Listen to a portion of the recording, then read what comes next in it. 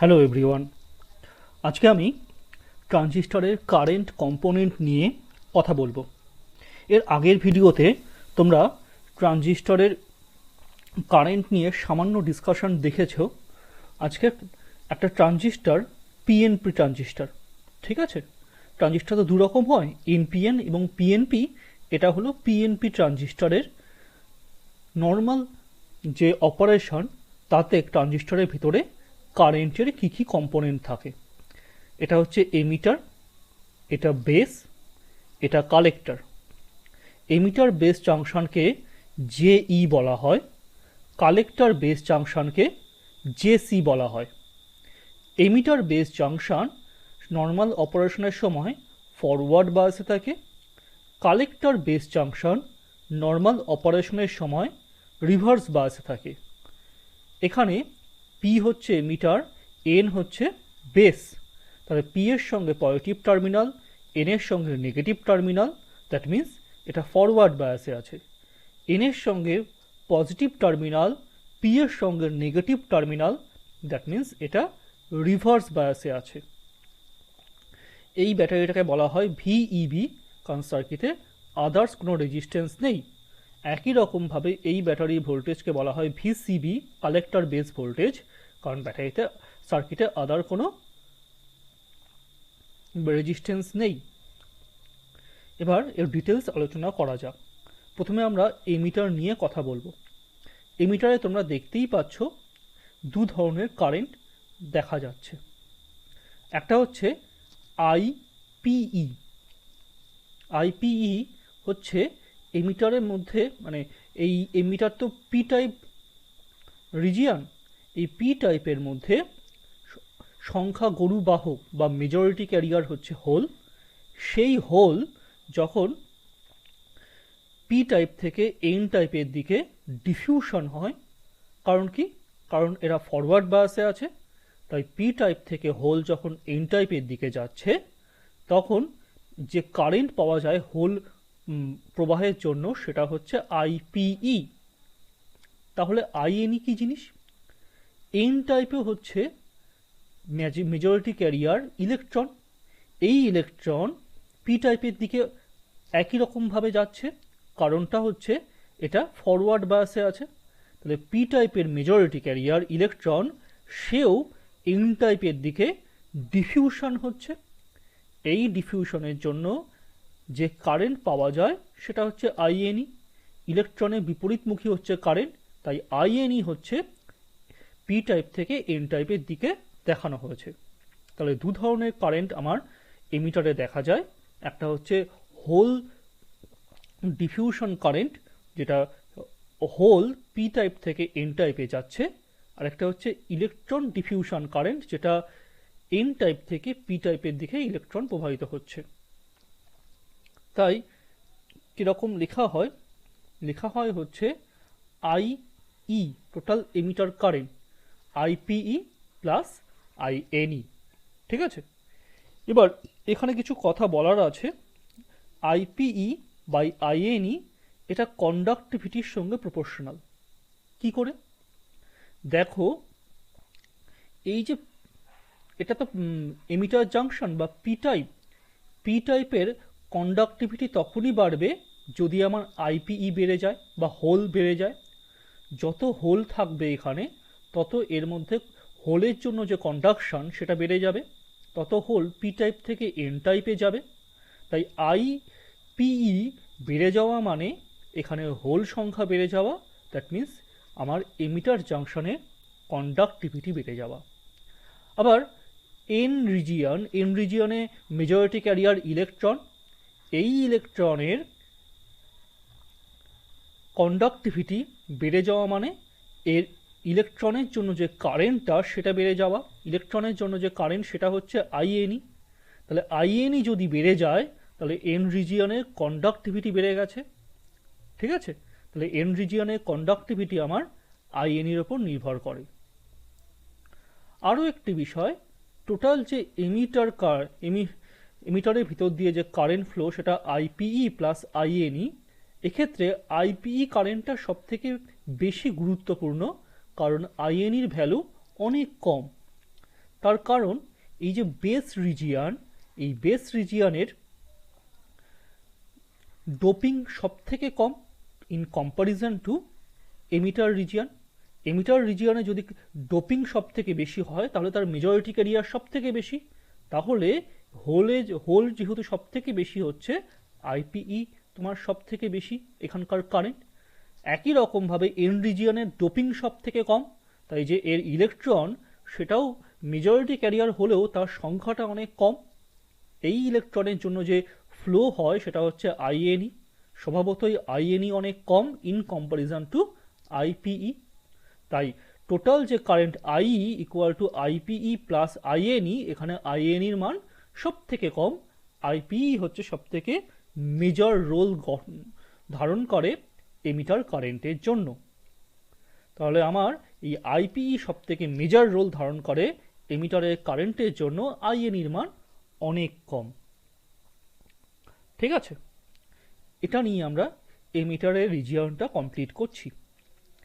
এবার আমরা যাব কালেক্টর রিজিয়নে, মানে বেস রিজিয়নে।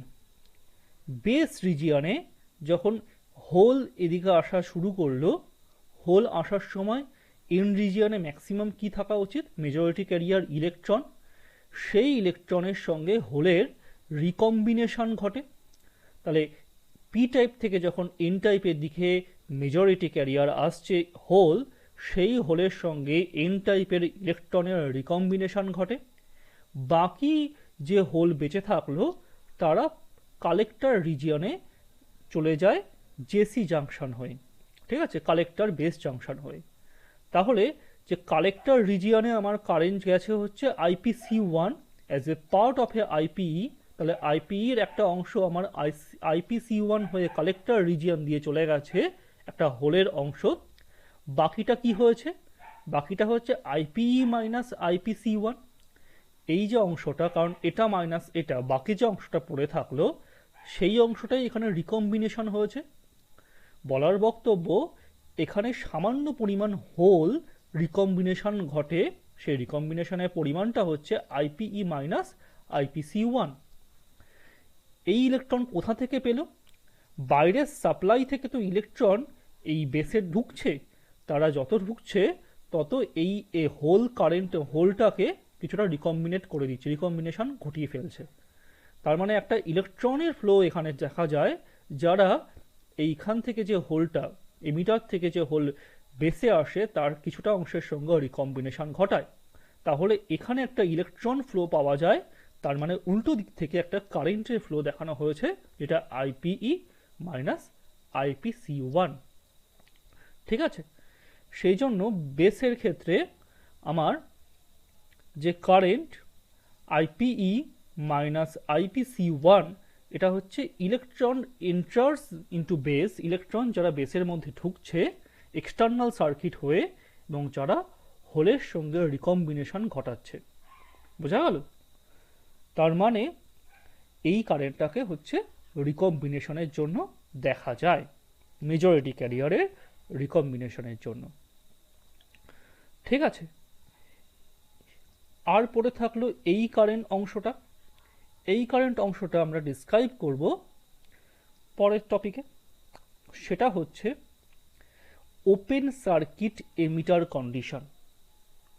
ওপেন সার্কিট এমিটার কন্ডিশনটা হচ্ছে এমন, যখন আমার এমিটারের ভিতর দিয়ে current flow zero, open circuit emitter condition. That means, ধরো আমার কোনো একটা কন্ডিশন যখন এই কারেন্টটা আর থাকবে না, তার মানে আইপিসি1 থাকছে না, এই কারেন্টটাও থাকছে না। কখন সম্ভব? যখন এটা মধ্যে দিয়ে এই ভিবিই ফরওয়ার্ড বায়াস থাকছে না। তাহলে আমি যদি এখানে কোনো বায়াসিং না দিই, তাহলে ন্যাচারালি এটার মধ্যে একটা ডিপ্লিশিয়ান রিজিয়ান তৈরি হবে। তাহলে আমার টোটাল আইই কারেন্ট জিরো হয়ে গেছে, আইপিসিই এবং আইএনই এই কারেন্ট দুটোই জিরো, কারণ এখানে ডিপ্লিশিয়ান রিজিয়ান আছে, আর ভিইবি জিরো হয়ে গেছে। তাহলে আমার এমিটার কারেন্ট যখন জিরো, তখন বলা হয় হচ্ছে ওপেন সার্কিট এমিটার কন্ডিশন। এমিটারটাকে ওপেন সার্কিট করে দেওয়া হয়েছে, মানে খুলে দেওয়া হয়েছে ইবিটাকে। ঠিক আছে, যদি খুলে দেওয়া হয় তাহলে এই কারেন্ট বন্ধ, এই কারেন্ট বন্ধ, এই কারেন্টও বন্ধ। কি কি কারেন্ট থাকবে তখন? তখন সার্কিটে আমার শুধু এই কারেন্টটা থাকবে। এবং এই রিজিয়নটা কি রিজিয়ন? ফরওয়ার্ড বায়াস না রিভার্স বায়াস?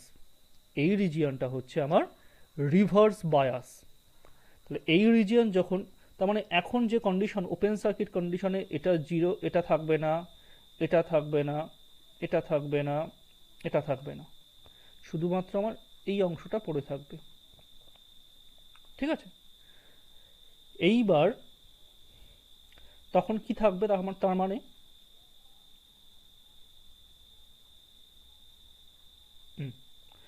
এইবার তখন কি আছে? তার মানে ভালো করে দেখো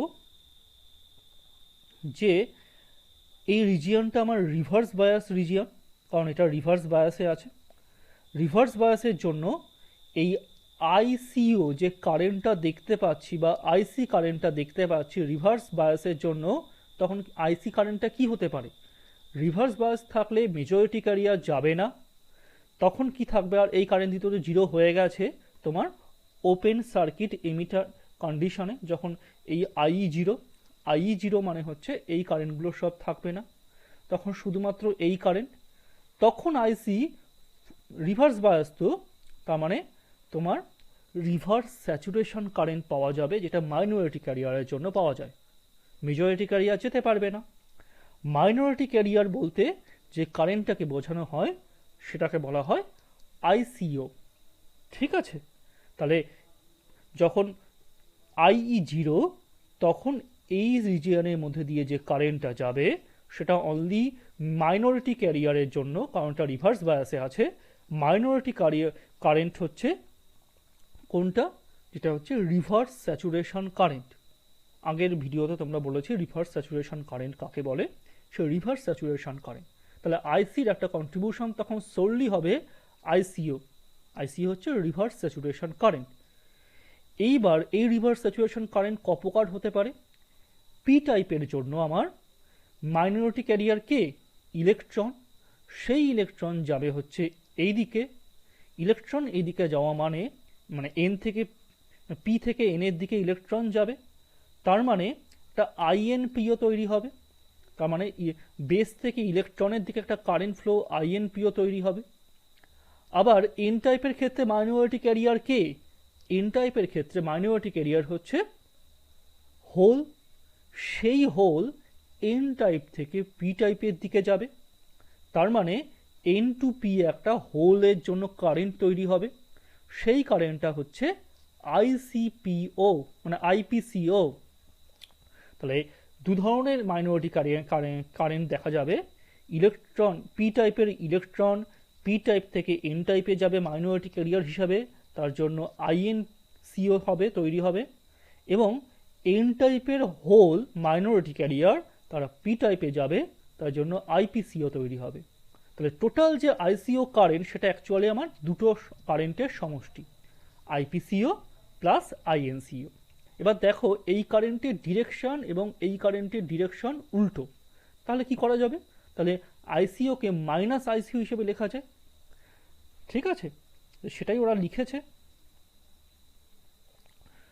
মাইনাস আইসিও দুটো ফর্ম করে, একটা হচ্ছে আইএনসিও, একটা হচ্ছে আইপিসিও। তাহলে মাইনাস আইসিও, ঠিক আছে, এটা কিন্তু আই,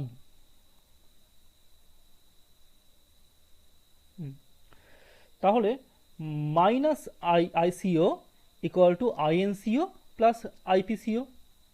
তাহলে টোটাল যে কারেন্টটা রিভার্স স্যাচুরেশন কারেন্ট সেটা অ্যাকচুয়ালি দুটো কম্পোনেন্টে ভেঙে গেছে, যেটা আমি এক্সপ্লেইন করলাম।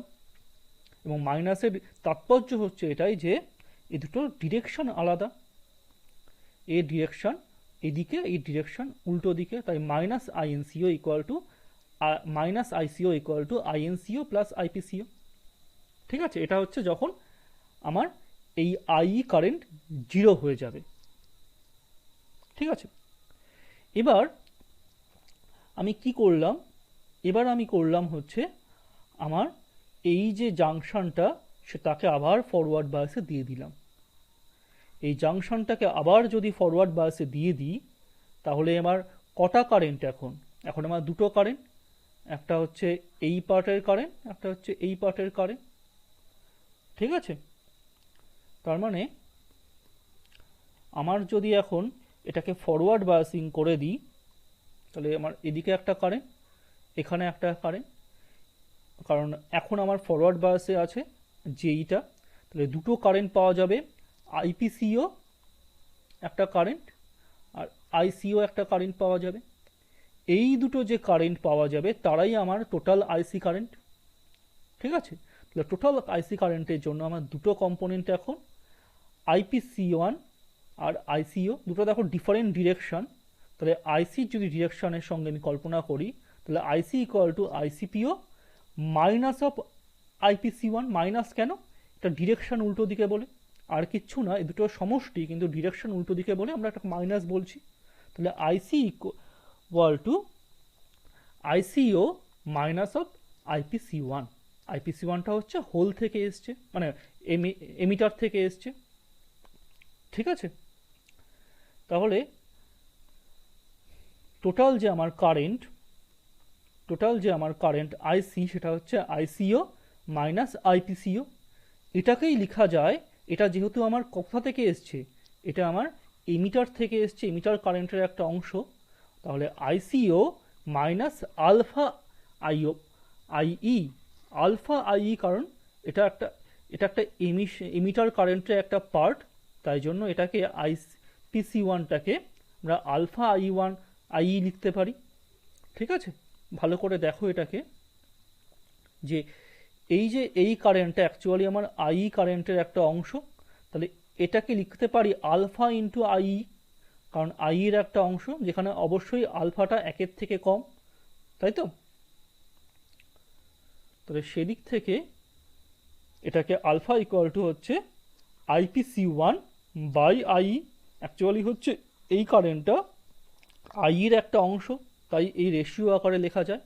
এবং এই ইকুয়েশন থেকে লিখলে আলফা ইকুয়াল টু লেখা যায় হচ্ছে minus of IC minus ICO by I, minus of IC minus ICO by I. এই আলফা কিন্তু একের থেকে ছোট, কারণ আই হচ্ছে total current as a part his আইপিসি1, তাহলে অবশ্যই এটা একের থেকে ছোট আলফাটা। আলফা কীরকম? কিন্তু খুব একটা ছোট না, কারণটা হচ্ছে আইয়ের খুব কম অংশটা রিকম্বিনেশন হয়, বাকি অংশটাই কালেক্টরের মধ্যে দিয়ে যায়।